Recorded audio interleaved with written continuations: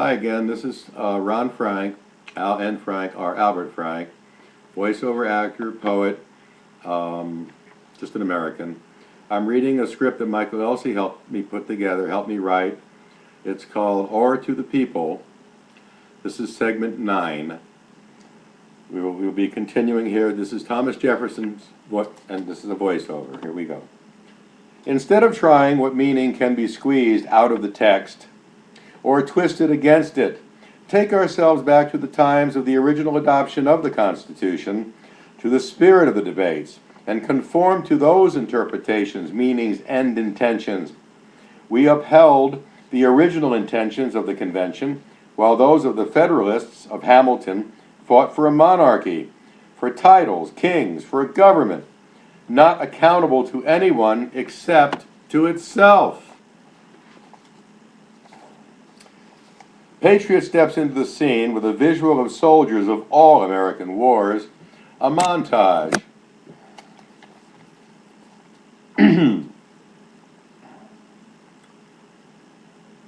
From the battlefield at Gettysburg to the beaches of Normandy, the Alamo, and the faces of young Americans today, getting off a bus at Fort Riley, Kansas. Patriot renders a salute. Forgive me for just a moment, please. Visual overlay of a recruiter administering the oath to the new enlistees.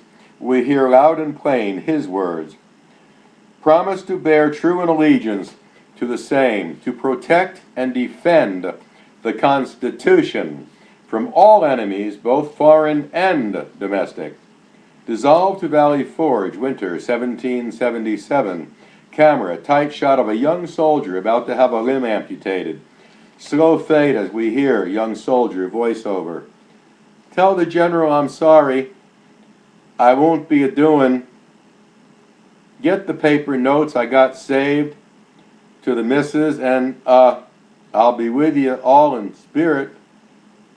Dissolved to Jefferson's dining room, Philadelphia. A debate in progress. We hear voices coming through the open window. Camera, Jefferson is pacing back and forth in disgust. Narrator, voiceover distinguishable from the other distant voices.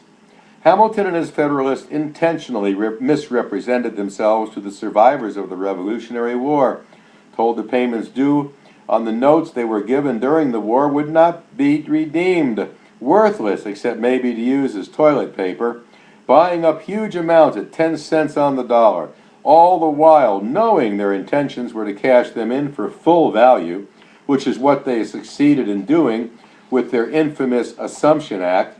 Jefferson, being newly arrived from France and not knowledgeable of how anti-American was Hamilton and company, that Hamilton and the Federalists were out to steal the very freedoms won and install their own form of tyranny.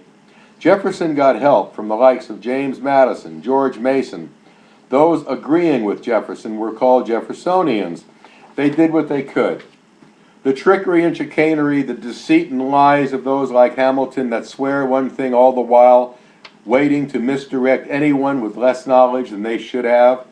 How can ideas and principles be defended when those very ideas and principles are not required to be read or discussed afterward by those who can read?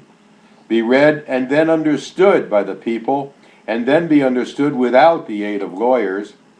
Simply the regular soldier, the workman, could not read is the reason why Thomas Jefferson and James Madison did what they did when drafting the Kentucky and Virginia resolutions for those that would not or could not know for themselves what the resolutions meant or how to use them to defend their rights and freedoms in debates or any place, to be free, to profess, and by argument to maintain their principles, opinions, professions,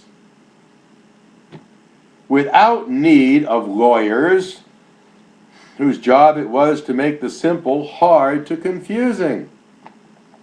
Jefferson worded it for Americans together. He and Madison made it plain. Wherever, whenever the resolutions found their words read aloud, where the ignorant gather together. Listen, then demanding, as did Jefferson, the constitutional limits on government be obeyed, and the knowledge given continued defending freedoms newly won during the Revolutionary War. Patriot and Boy Scout step into view, walking alongside the reflecting pool to the Lincoln Memorial, pausing in front of sitting Lincoln, looks at the Gettysburg Address. Then to the Jefferson Memorial, see inscription, I have sworn upon the altar of God eternal hostility against every form of tyranny over the mind of man. Boy Scout, how can I know what the principles of our government are when they aren't even read in school? Patriot, do any of your teachers ever have you read the bill Thomas Jefferson wrote establishing religious freedom for Virginia, or for yourselves? Have any classes discussions on it, or send you home with it for your homework? The Boy Scout only shrugs his shoulders and mumbles incoherently. Patriot, don't you even ever have to read the Kentucky resolutions? Not even any of the letters Jefferson wrote as president? The Boy Scout cuts him off in mid-sentence and says, look, I'm sorry, mister, but we only read what we're told to read, and well, if those, whatever you said were important, my teachers would have told me. Narrator, voiceover. Sure is a lucky reality for us here in the USA. There was Thomas Jefferson, and he had friends like James Madison. Lucky for us all that George Washington was George Washington. So Hamilton was afraid to try his subversion through his puppets in Congress while Washington lived.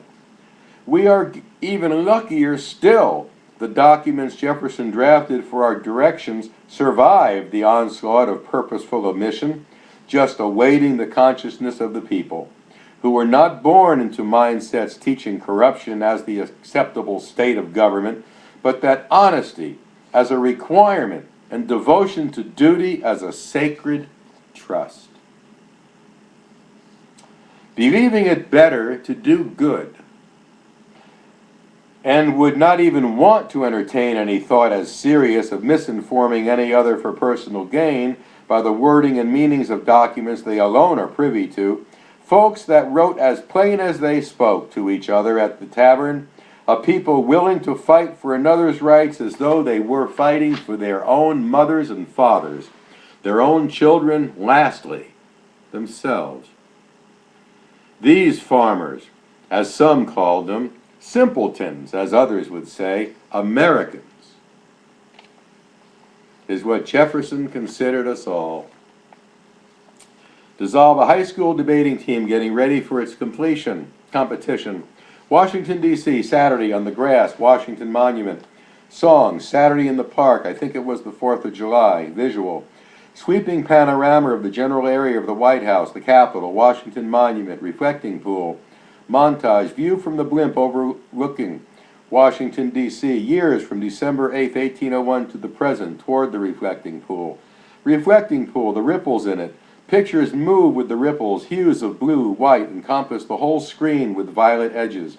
Patriot walks into the scene, seems to walk on the water of the reflecting pool across to the opposite side, stops in front of a list of engraved names of the signers of the Declaration of Independence. Patriot renders a salute.